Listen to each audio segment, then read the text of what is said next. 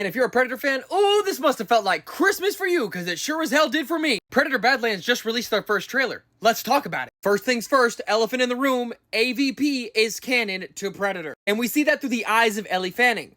Literally. So we follow this adolescent predator that is going to different worlds fighting on his own, having Ellie Fanning as a companion to back him up. At least, so we think. And I'm led to believe the adolescent here actually understands English, especially based off of how Ellie Fanning was talking to him. With that, it's basically confirmed that both xenomorphs and predators exist in the same universe. And if it's canon for one, it's most likely definitely canon for the other, even if they don't want to say it. For years, they have said time and time again that it wasn't canon, but I guess now they changed their mind. Now, all we need to do is wait for the Alien franchise to respond. I don't know, maybe a hint, hint, wink, wink to something that may be coming up soon. I don't know. We're also introduced to this new predator that happens to be an elder predator. We know this based off the NECA figure that exists for the exact same character. Also, first time in the franchise that we're seeing a white-haired elder. Meaning, based off of how predators work, dude knows what's up and knows how to fight. And that's just an understatement. Also, Weyland-Yutani plays a huge, and I mean a huge part in this film. What exactly? I don't know. They're leaving that up to speculation. We also get to see 3 different walls with different kind of trophy heads. And some of these you may recognize. First off, shout out to the Independence Day aliens. Because yes, that right there in the middle is one of their skulls. The rest of these, not really sure what they are. That one looks human, but I'm pretty sure it's not. And on the wall to the very left, we notice that there are some things that we can recognize. One of which being the engineer's skull right above a human skull. And it turns out, based off of the comics, that the Predators and Engineers have insane beef. So this prize trophy right here must have been absolute bliss for the one that offed him. We also get to see other skulls that we don't know anything about, but probably will as this film releases more. And on the very right wall, we have a skull that takes up the entire wall, that being a T-Rex skull. Which honestly, nothing new to the Yautjas. They true to this. They take out things 5, 10, 15, 20 times their size like clockwork. And by God, I hope we see a lot of that in this film. Now, one of the biggest criticisms I'm hearing about this film is the way the new Yautja looks. Saying it looks sloppy and looks absolutely nothing like the other Predators we've seen in other films. But that's exactly it. It is an underdeveloped newbie Yautja. That's kind of the whole point, so of course it's gonna look like this. As seen in the trailer, it goes around taking on these different kaijus because it's trying to make a name for itself. Unlike the other Yautjas in the other Predator films, who are either bad bloods, blooded, or elders, this is something new. Personally, I think putting it in a more vulnerable state, leading us to believe that this Yautja in particular is an auraless Yautja, which will obviously change towards the end of the film. I think being able to take on these different kaijus will kind of do it in. But if I have one thing to say to any Alien or Predator fan, by God, we are so